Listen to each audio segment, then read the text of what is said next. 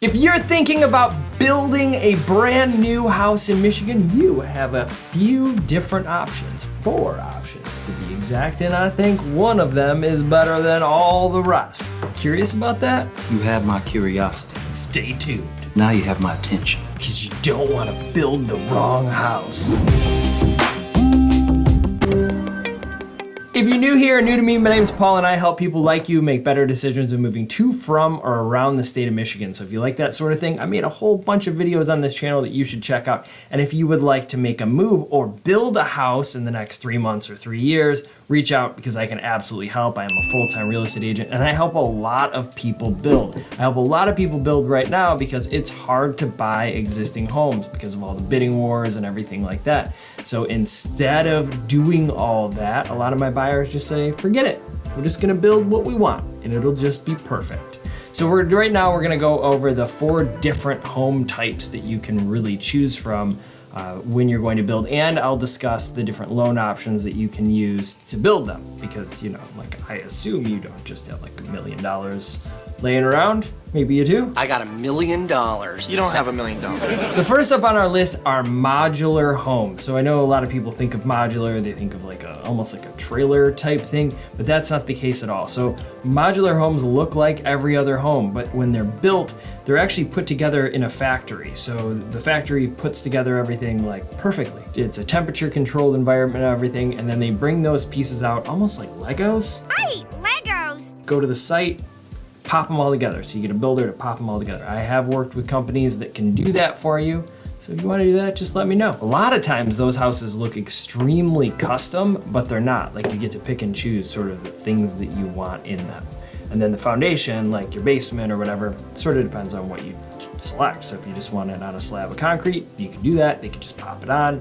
Or if you want it on a basement, they can do that too. Sometimes they just take like a crane and like lift it over other things, drop your house down. It's crazy. You have a bunch of different loan types if you want to do that. You can do traditional loans, you can do construction loan, you can do an end loan. So it depends on the builder too. So different builders will accept different types of loans. So that's something that you have to take into consideration. So sometimes you can just put 5-10% down and build one of these or one of the other ones in this list. I don't know if the container style homes, have you seen those container style homes? I don't know if those are considered modular. I guess you kind of could consider that a modular home. If anybody knows the answer to that, let me know in the comments. I would love to hear it.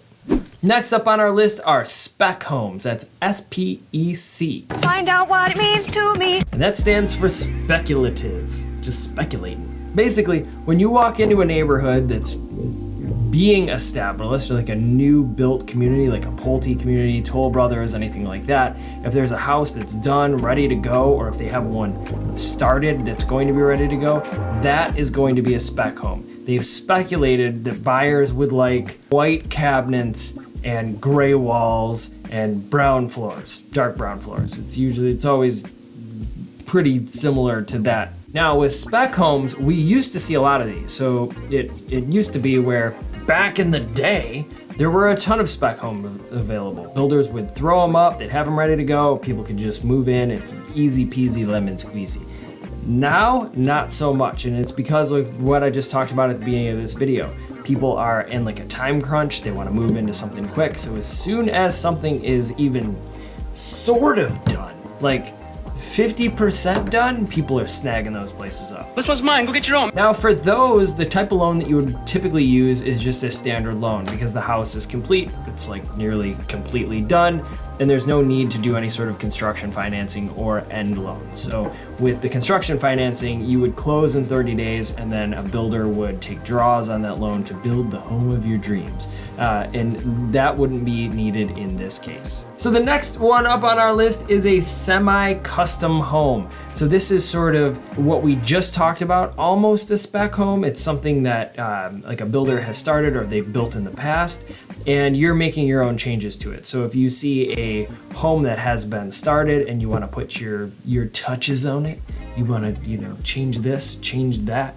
you want different floors, you want different cabinets, you'd like the imported marble countertops and things like that, that's a semi-custom deal. So it's not custom, they're not making the whole thing for you, but it is semi-custom. Now with that, you can do a few different loans. It depends on the level of completion and how big the builder is. If it's a really large national builder, a lot of times you can just use a regular standard loan. You just sign a purchase agreement and you start making your changes. Now when you do make your changes and you're making it into a semi-custom home, the price will increase. That's just the way that it goes, unless you're just swapping out stuff that's just like, you know, sort of the same, like swap out an apple for an apple. But if you're, you know, swapping out an apple for a banana, that's a little bit different. You might have to pay a little bit more money for the banana or the apple. Yeah, it's a stupid analogy. Whatever. Now, some of my buyers have purchased these, and we've done end loans on them or construction draw loans. So they close in 30 days again, and then they just make payments on the interest until the place is actually done, and then we get their house on the market and they buy a new one. The construction loan only comes into play if the house hasn't been started yet. So if you have any questions about this, I know it gets very confusing, let me know. Drop me a line and we can talk about it, you and me. The next one on our list are custom homes. Now, you know custom homes had to be in this whole rundown because they're a thing. People want to be able to pick every single thing that goes into their house. And I'm not talking about just the paint colors and the countertops and things like that. I'm talking about everything. Placements of walls, like support beams, like everything is custom. Where you put 3 bathrooms in a row if you want. It's your world. You do whatever you want to do. My house has got 2 toasters. You could put a secret room in there. I love like the bookshelf secret. You could do that. You could have the builder do that. Really anything you want. Use your imagination. Go wild. Now for those, you are going to want to do either a construction draw loan where close in 30, just make some interest payments until the place is done, or a end loan. A lot of times builders won't do the end loan. They want to see some money up front because you're putting quite a bit into this, depending on the level of the build. If it's a multi-million-dollar home, they want some money to do it. They're not going to just pay for it out of their pocket. They want it to come out of your pocket or your bank's pocket. I guess it's your bank's pocket, but then you've got to make the payment. Honey, nothing is free but splendid. So what type do I think is best? I actually really like semi-custom jobs. I like custom homes a lot when they're really well thought out, but I also really like the semi-custom option. And the reason I like semi-custom homes is you have a tried and true floor plan. A lot of times you're able to walk through a similar floor plan or see a similar floor plan that the builder's done, and they can say, this is sort of what it'll look like. What would you like to change? And then you make your changes. So what type do you think is best? If you have any questions about this process at all, reach out. I've worked with a number of builders so I can help you with semi-custom, custom, spec, everything, even modular.